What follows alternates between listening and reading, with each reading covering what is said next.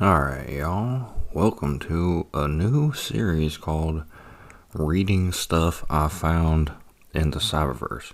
Now, first up, we have the best sex poems to turn you on from the Cosmopolitan. And number one goes like this. Callous fingertips trace the silhouettes of smooth, contrasting thighs. They navigate rounded hips with familiar fascination. Inhalations whisper of longing. The breaths catch, while fingers orchestrate an exiled symphony of moans. That one's called Sultry Sunday by LM. Number two.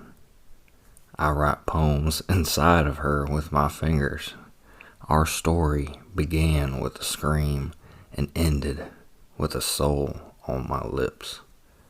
That one's called Inside by AA. Number three. Once in civics class, he touched my blouse like it was a page he wanted to turn. For a second, I went transparent, lightheaded, a whiff of helium or ether, a sheet of tracing paper or tea leaf, slight as the exhalation it takes to say my name. That one's called The True Bride by Amy Gersler. And number four. These are the lips, powerful rudders pushing through groves of kelp. The gross, terrible, unsweetened taste of the whole ocean, its fathoms. This is that taste. That Mouth by Adrian Rich. Number five. Wild nights, where I with thee wild nights should be, our luxury. Futile the winds, to a heart in port, done with the compass, done with the chart. Rowing in Eden, the sea. Might I but more tonight in thee. Wild Nights by Emily Dickinson. Number six. I crave your mouth, your voice, your hair. Silent and starving, I prowl through the streets. Bread does not nourish me, dawn disrupts me. All day I hunt for the liquid measure of your steps. I hunger for your sleek laugh, your hands the color of a savage harvest, hunger for the pale stones of your fingernails. I want to eat your skin like a whole almond. I want to eat the sunbeam flaring in your lovely body, the sovereign nose of your arrogant face. I want to eat the fleeting shade of your lashes. And I pace around hungry, sniffing the twilight, hunting for you, for your hot heart, like a puma in the barrens of Quitrity, whatever that place is.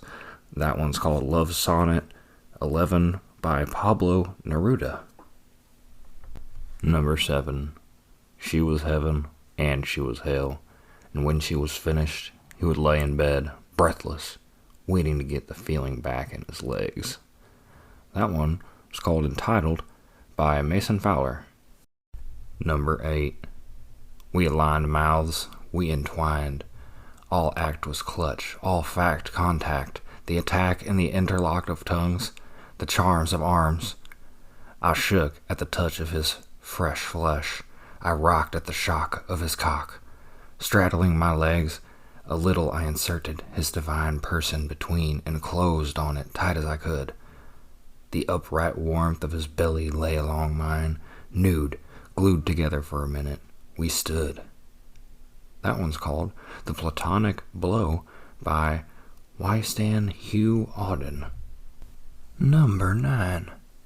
So fierce is the passion that burns within my heart, a raging forest fire, unstoppable and consuming. That one's called Untitled by Michael Foudet. Number 10. Wild ones, let us forgive the bitter pill delivered with each finger shoved down. Forgive tasting Judas. Forgive nothing. Here is the bed, dark like a true beginning.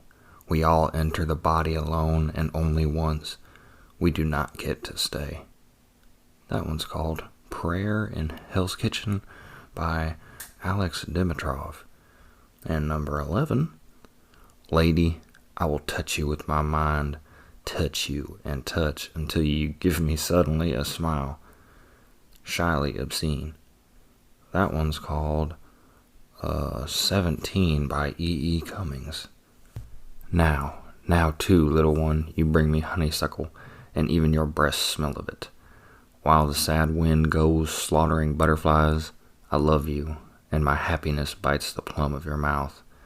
How you must have suffered getting accustomed to me, my savage, solitary soul, my name that sends them all running. So many times have we seen the morning star burn, kissing our eyes, and over our heads the gray light unwind in turning fans. My words rained over you, stroking you. A long time I have loved the sunned mother of pearl of your body. I go so far as to think that you own the universe. I will bring you happy flowers from the mountains, bluebells, dark hazels, and rustic baskets of kisses. I want to do with you what spring does with the cherry trees. And that one's called Every Day You Play by Pablo Neruda. Alright, number 14. You came to the side of the bed and sat staring at me. Then you kissed me. I felt hot wax on my forehead. I wanted it to leave a mark. That's how I knew I loved you. Because I wanted to be burned, stamped, to have something in the end. I drew the gown over my head. A red flush covered my face and shoulders. It will run its course, the course of fire, setting a cold coin on the forehead between the eyes. You lay beside me. Your hand moved over my face as though you had felt it also. You must have known, then, how I wanted you. We will always know that, you and I. The proof will be my body. That one's called The Encounter by Louise Gluck. And here we have number 15. At first, I cannot even have a sheet on me. Anything at all is painful. A plate of iron laid down on my nerves. I lie there in the air, as if flying rapidly without moving. And I cool off. Hot, warm, cool, cold, icy, till the skin all over my body is ice. Except at those points, our bodies touch like blooms of fire. That one's called After Making Love in Winter by Sharon Olds. But, yeah, I hope you enjoyed those sensual, sexual poems. And, yeah, we'll see you next time. Thanks for coming on down to the cYbervErse, girl.